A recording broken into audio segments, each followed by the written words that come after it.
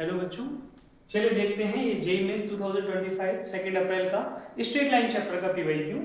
Late ABCD be a tetrahedron such that the edges AB, AC, AD are mutually perpendicular.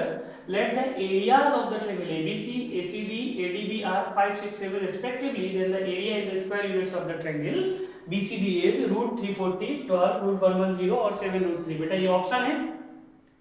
बच्चों actually ये question pure straight line का ना होके ये miscellaneous है स्ट्रेट लाइन प्लस 3D का। ठीक है, चलिए देखिए बेटा, एक टेट्राहेड्रॉन ABCD है। टेट्राहेड्रॉन किसको कहते हैं बेटा? Tetra means 4, hadron means faces, जिसके 4 फेस होते हैं और चारों ट्रायंगल होते हैं। बेटा ऐसा फिगर होता है पिरामिड।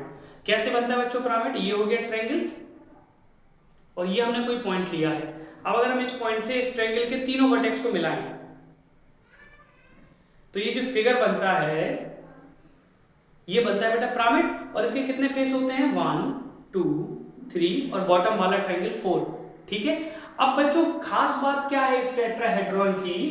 हाँ देखिए, टेट्राहेड्रॉन तो ऐसे बनता है बच्चों, कोई उसमें तो कुछ दिक्कत नहीं है। ये हो गया टॉप पॉइंट, ये हो गया BCD। तो अगर ये ट्रायंगल का टॉप में कोई पॉइंट ले लीजिए ट्रायंगल के और फिर उसको AB, AC, AD से मिलाइए तो ये जो फिगर आता है ये टेट्राहेड्रॉन होता है। अब बात क्या है बेटा आपके टेट्राहेड्रॉन में? AB, AC, AD परपेंडिकुलर है। यार बच्चों AB, AC, AD अगर 3 लाइन परपेंडिकुलर हैं तो आप कोऑर्डिनेट एक्सिस को 3D में अगर लें, देखिए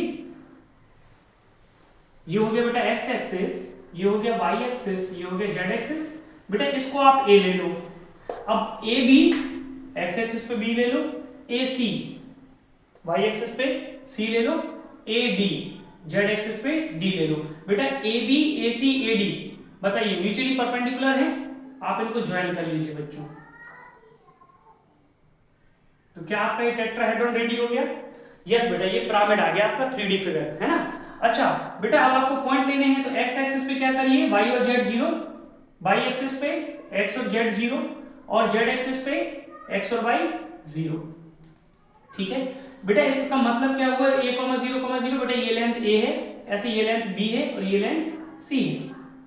बच्चों आपके पास एक इंफॉर्मेशन है, ट्रायंगल ABC, ACD, ADB के एरिया 5, 6, 7 रिस्पेक्टिवली हैं। तो बेटा देखिए जरा, एरिया ऑफ ट्रायंगल ABC कितना होगा बेटा? एरिया ऑफ ट्रायंगल ABC, बेटा ये भी 90, ये भी 90, ये भी 90। ये 3D फिगर है बेटा, है ना। तो एरिया ऑफ ट्रायंगल ABC कितना हो जाएगा बताइए? हाफ राइट एंगल ट्रायंगल का एरिया बेटा, half base is A and height is B। बच्चों दिस एरिया इज गिवन 5। तो अगर आप यहां से देखो तो AB कितना आ गया बेटा? 10। अगला एरिया ऑफ ट्रायंगल ACD। बच्चों देखो जरा, ACD ये भी राइट एंगल ट्रायंगल है। Area of right angle triangle ACD का कितना हो जाएगा? Half base into height. और बेटा ये कितना दिया है? 6। तो बेटा BC कितना आ गया? 12। ऐसे बच्चों area of triangle ADB half बेटा ADB, इस ट्रायंगल को देखें, ये भी राइट एंगल है तो हाफ A इंटू C, ये 7 गिवन है। तो AC कितना आ गया बेटा? 14। अब बच्चों मेरी बात सुनिए, हमसे पूछा है area of the triangle BCD। बच्चों BCD को मैं फिल्टर कर रहा हूं यहां पे। B हो गया बेटा A, 0, 0। D हो गया बच्चों 0, 0, C। और बेटा C हो गया हमारा 0, B, 0। बच्चों हमसे एरिया ऑफ ट्रायंगल BCD पूछा है। एक बात बताइए, आपके पास अगर ये 2D होता तो x1, y1, x2, y2, x3, y3 होते। आपके पास कई सारे फॉर्मूले हैं, जैसे आप हेरोन्स डिस्टेंस से Heron's, determinant method half x1, y1, x2, y2, x3, y3 1, 1, 1 से दूसरा एरिया का फॉर्मूला। तीसरा इसी को आप सॉल्व करते हैं तो आता है 1/2 x1 y2 minus y3 plus x2 y3 minus y1 plus x3 y1 minus y2। But बेटा ये ट्रायंगल में जो है x y z 3D coordinate आ गए हैं आपके पास। तो अगर आपको इस 3D कोऑर्डिनेट का वैल्यू आपके पास है और आप एरिया ऑफ ट्रायंगल निकालना चाहते हैं तो बेटा आप कर सकते हैं वेक्टर फॉर्मूला यूज। तो बच्चों अगर आपके पास 3D फिगर है तो एरिया ऑफ ट्रायंगल BCD को आप लिख सकते हैं हाफ मैग्नीट्यूड ऑफ बेटा BC cross BD। BC cross BD।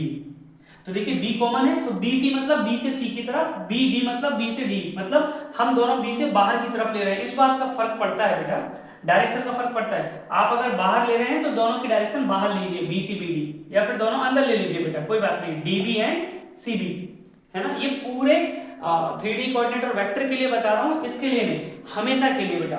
आपने दोनों बाहर लिए हैं तो आप ये परफेक्ट है, एक अंदर की तरफ और एक बाहर की तरफ मत लीजिए। अभी अगर ये एंगल थीटा है तो वो 180 माइनस थीटा हो जाता है, ठीक है, इस बात का ध्यान रखें।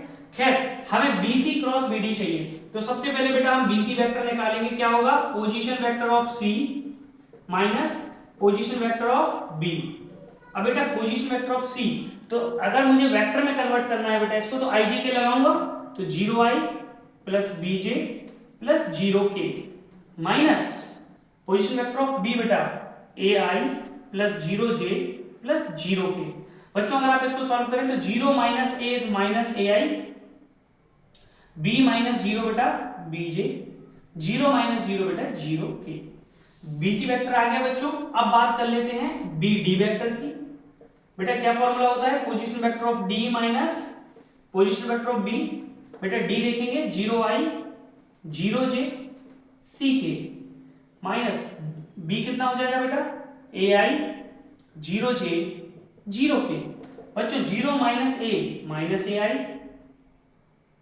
0J minus 0J 0J, CK minus 0K CK।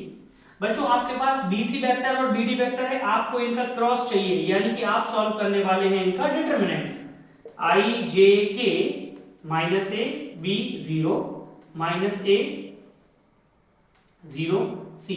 देख लीजिएगा बेटा कोई मिस्टेक नहीं हो, माइनस A, हाँ सही है। चलिए देखते हैं बेटा, डिटरमिनेंट सॉल्व करते हैं। I इसका रो कॉलम और इसका रो छोड़ दीजिए, BC माइनस 0 माइनस का J minus AC minus 0 plus K minus means 0 plus AB। तो बेटा यहां से अगर आप BC क्रॉस BD वेक्टर को देखेंगे तो आएगा बेटा BC I cap plus AC J cap plus AB K cap. बेटा अब आप देखिए यहां पे इसका मैग्नीट्यूड चाहिए, तो magnitude of BC cross BD क्या होता है बेटा? मैग्नीट्यूड किसी भी वेक्टर का I part square plus J part square plus K part square means BC square plus AC square plus AB square. बच्चों अगर आप इसको सॉल्व करेंगे तो BC देखिए बेटा आपके पास कितना है? 12 स्क्वायर प्लस AC हो गया बेटा 14, तो 14 स्क्वायर प्लस लास्ट में बेटा AB 10 है बच्चों, तो 10 स्क्वायर। आप इसको सॉल्व करिए, ये आएगा 144 196 प्लस 100। बेटा 196 प्लस 4 200 प्लस 100 300 340 440। क्या बेटा आप 4 आप इसमें से कॉमन ले सकते हैं क्या? तो 2 बाहर आएगा, तो ये बनेगा 2 अंडर रूट 1/0। बेटा एरिया का फॉर्मूला क्या है? बाहर 1/2 से मल्टीप्लाई है क्या? Area of triangle BCD, area of triangle BCD हो जाएगा half magnitude of BC cross BD, half what is the magnitude of BC cross BD? 2 under root 1/0। बेटा 2 से 2 कट हो जाएगा, कितना मिलेगा? 1/0। तो बेटा what is the area of the triangle BCD? Answer is under root 1/0, यानी कि अपना option number 3 is the right choice. Hope बच्चों आपको समझ में आया होगा। थैंक यू बच्चों।